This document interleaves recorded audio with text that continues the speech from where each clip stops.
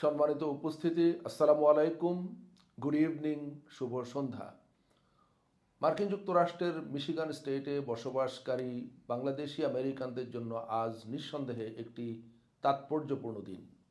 যুক্তরাষ্ট্রে বাংলাদেশের রাষ্ট্রদূত, মাননীয় রাষ্ট্রদূত, তিনি মিশিগানে অবস্থানকারী বাংলাদেশি কমিউনিটির প্রতিনিধিদের সঙ্গে মত বিনিময় করবার জন্য আজকে এই অনুষ্ঠানে উপস্থিত হয়েছেন এবং আপনারাও এই উপলক্ষে সবাই এখানে জড়ো হয়েছেন।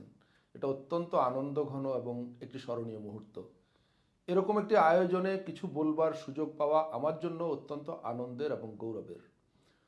ব্যক্তিগতভাবে আমি মিশিগানে দুবার গিয়েছিলাম এবং যুক্তরাষ্ট্রের অন্যান্য শহর, যেসব শহরে বাংলাদেশি কমিউনিটির বসবাস, তার প্রায় সবগুলোতেই আমার যাওয়ার সুযোগ হয়েছিল।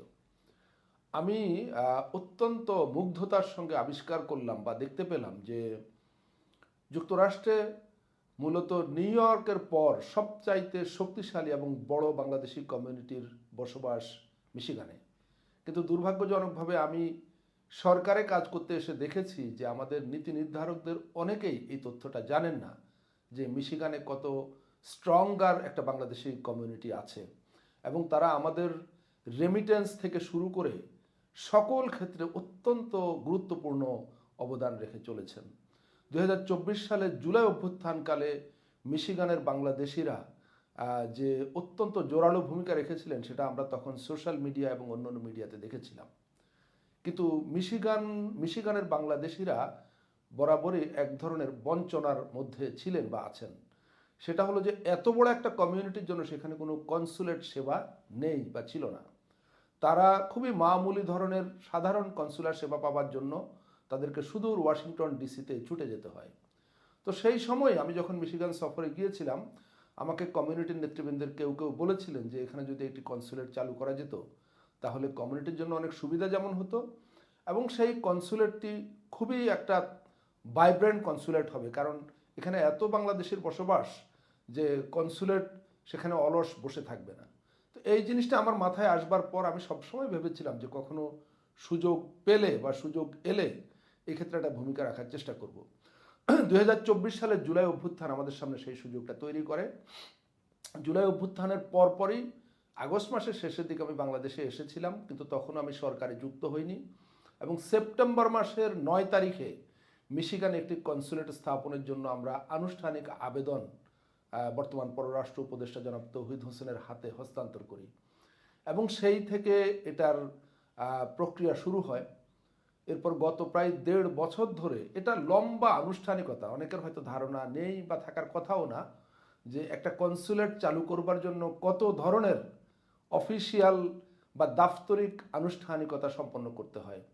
এটা পররাষ্ট্র মন্ত্রণালয় থেকে জনপ্রশাসন মন্ত্রণালয়ে প্রথমে যায়, তারপরে অর্থ মন্ত্রণালয়ে যায় এবং সব মিলিয়ে জনপ্রশাসন মন্ত্রণালয়ে এটা 3বার যায় এবং অর্থ মন্ত্রণালয়ে এটা 4বার যায়।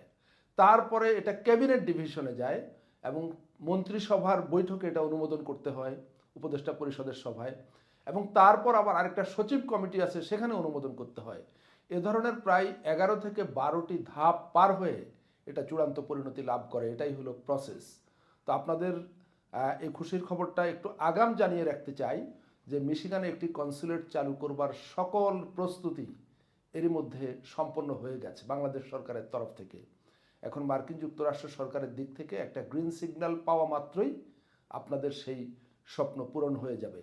এ প্রসঙ্গে আপনাদেরকে ছোট্ট একটা তথ্য জানিয়ে রাখি যে এই যে আমি গত 1.5 বছর ধরে সরকারি কাজের নানা ব্যস্ততার মধ্যেও নিয়মিতভাবে সরকারের যখন যে দফতরে প্রয়োজন হয়েছে, পররাষ্ট্র মন্ত্রণালয়, জনপ্রশাসন মন্ত্রণালয়, অর্থ মন্ত্রণালয়, ক্যাবিনেট ডিভিশন এবং আমাদের প্রধান উপদেষ্টার কার্যালয়, এই জায়গাগুলোতে নিয়মিতভাবে আমি এটার জন্য কাজ করেছি, প্রচেষ্টা অব্যাহত রেখেছিলাম এবং এটার পেছনে আমাকে যিনি সবচাইতে বেশি পুশ করেছেন, আমাকে সারাক্ষণ যিনি এই কাজে মনোযোগ দিতে বাধ্য রেখেছিলেন, তার নাম হলো আপনাদেরই খুবই প্রিয়ভাজন একজন মানুষ, যিনি একসময় এই মিশিগানের হ্যামট্রামিক সিটির কাউন্সিলম্যান ছিলেন, জনাব কাজী মকসুদ মিয়া বা কাজী মিয়া।